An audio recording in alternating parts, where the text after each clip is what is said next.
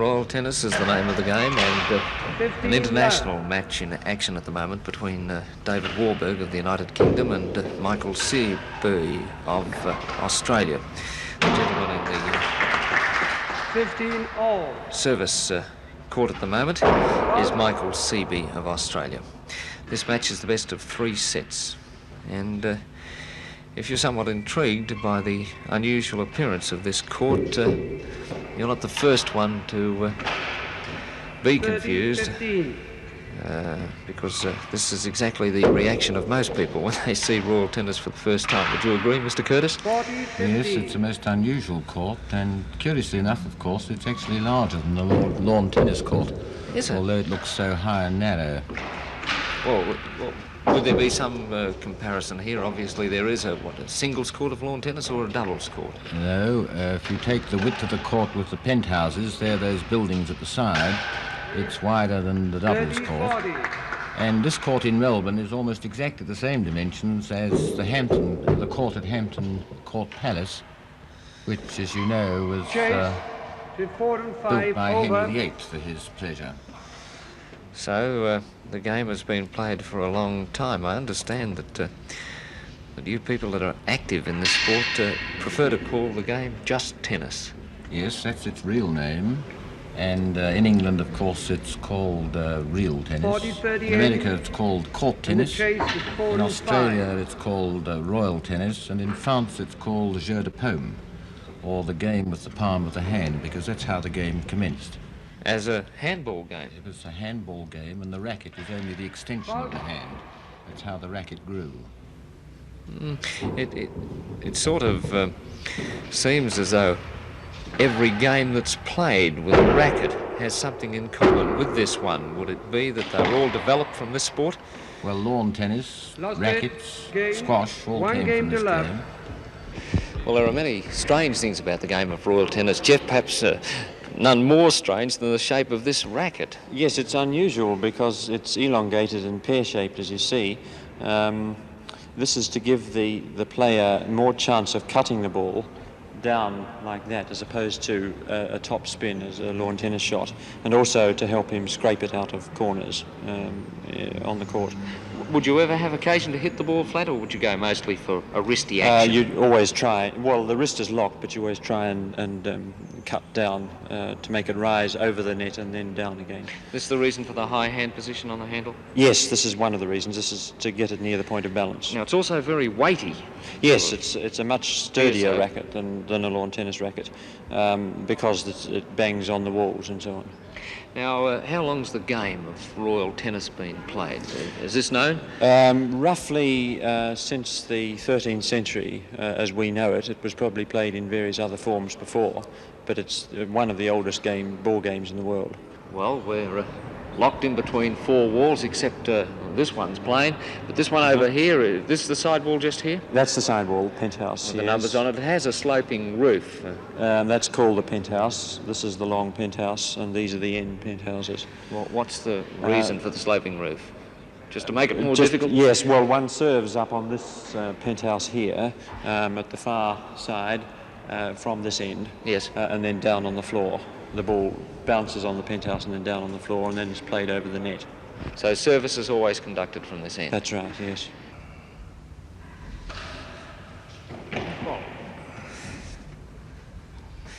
It would be interesting to find out who devised this system of scoring. Well, not so much the system of scoring, but the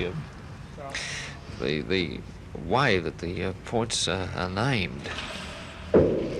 Quite incredible to the person that hears the umpire in action for the first time. Well, it's a French game, and I suppose the French realise that love is worth nothing, so love represents nothing in the score. Fair enough. Fault, thank you. 1 fault. Well, they're changing ends once more. Balls have to be gathered up because all the balls are out. And I'll take a guess. 2 chases against Angus, am I right? Is that the reason for the change? 2 chases, yes, was the reason for the change. you notice the umpires call it all out. That meant that all the balls had been used, and so they have to collect them all. Now we'll get an idea of what I was trying to explain before. The balls are returned in this wicket basket, which is rather traditionally French, and put in a bowl behind the server. And the chase is hazard side, better than second gallery. Hazard side, better than second gallery. Hazard side, better than second gallery.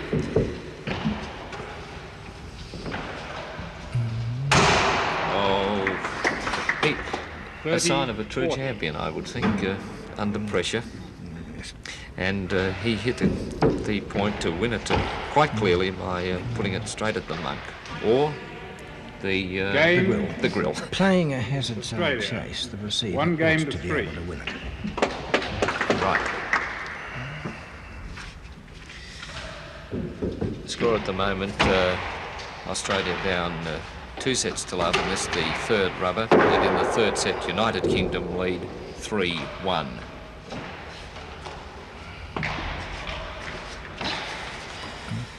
The pressure right on Jeff Hiller here. He went into this game the underdog. Although he's the best in Australia, it's generally accepted that he's not up to the standard of Howard Angus. But his performance so far has been quite a good one. 15 all. Would you agree, Doctor? Oh, he's played very well. A bit slow to get going in the first set, but in the last 2 sets he's done extremely well. 15. The Englishman, of course, plays with such superb control that when he manages to make the Australian make a mistake, Hiller generally looks quite awkward. But it's not his fault. It's just that this Howard Angus has such perfect control of the ball. Hazard side, better than second gallery. 30-15. Why the difference in the standard? Is it just that the Englishmen have the opportunity of getting more competition, better competition? England has about 13 times as many tennis courts as we have. Well, and 4 times the population. It does help a bit. Well, only 130 members, I believe, play here, so it does make it hard to produce players that can compete internationally, doesn't it? Hazard side. Yes, there isn't the strength of competition to be found here generally.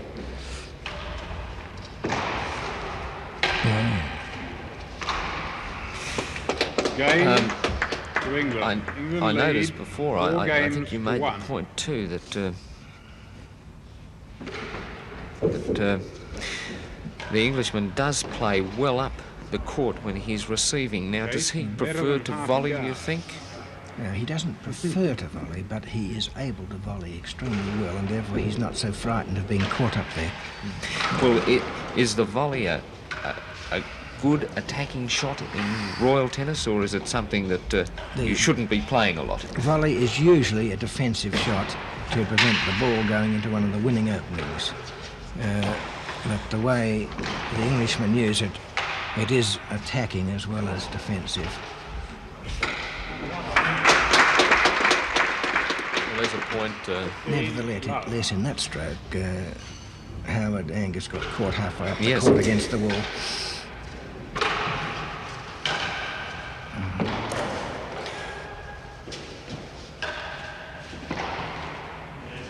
I was just about to pass the comment that I thought Jeff Hiller was perhaps picking up the pace a little, but that return must have disappointed him. Fault called on that service. Oh, incidentally, are you allowed as many faults on service, or are you restricted to any number? 2 only. 2 only. 2 only is a double. 2 faults a double. Oh, good service.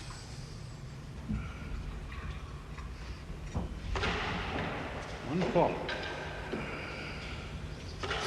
And incidentally, does the ball, when it touches the floor at the receiver's end, have to... is it restricted to any particular part of the court? On a serve, yes.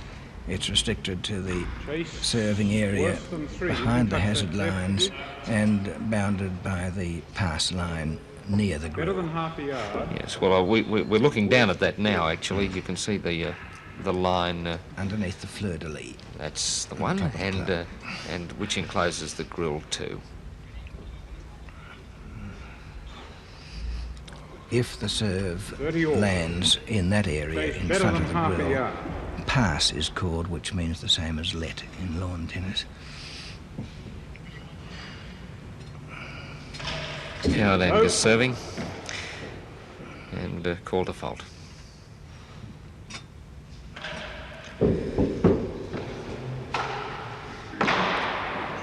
I Lost it. 40-30. Chase. Better can't than understand what 3. Hiller's intention was then, Doctor. Could you I explain? think he was driving for the dado and overhit, went too high and hit the wall, and so Game. lost the chase. England, they lead 5 games to 1. Third set. Well, now our Australian champion is really under pressure. He's down in this third set 5-1. 2 sets against him, and this the third rubber of the Bathurst Cup, and this could well be the final rubber in the Bathurst Cup because it's the best of 5 rubbers, and it looks like Australia's chances have just about slipped away.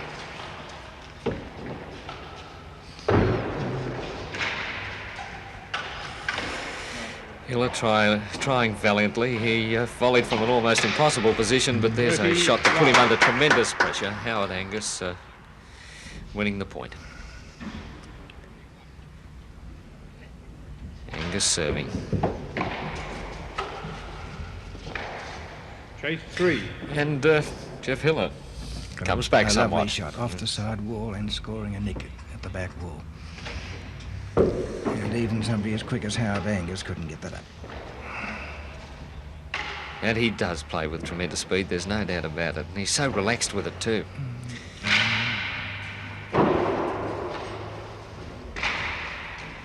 For those of you that thought that shot got the grill, it didn't. It came off the Edge of ledge, the edge of the roof, is it?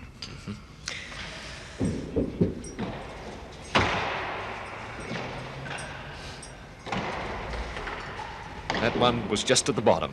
The And last Jeff gallery. Hiller's applying quite a Chase lot of pressure 3 here. in the last gallery.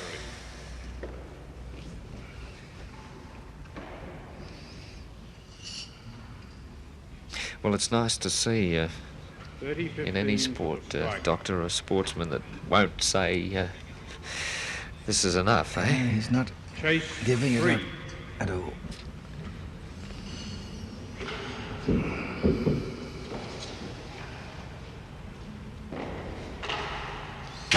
Oh, great shot. Tremendous shot. Now, Doctor, perhaps you could quickly explain why was that bell A rang. deliberate shot into the winning gallery, which has a little bell at the back of it, which rings to indicate that the player has won the shot. Now, from the end that Jeff Hiller's playing, the service end, it's a very difficult shot, and he played that remarkably well. There was no fluke about that. And he's going for his shots now, Hiller, and Lost it. 40-30. and if ever he needed to have an ounce of luck, it's right now, because he's down 5-1. Game Australia. And he's Well, won the and game. he's won the game. 5.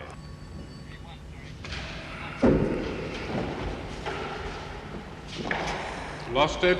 Well. Game. That's it. Well, finally, the last set goes to the Englishman, Howard Angus, at 6-2. Angus. 4.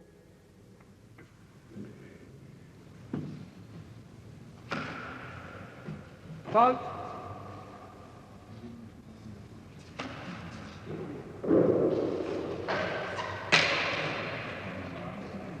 It's 15 love.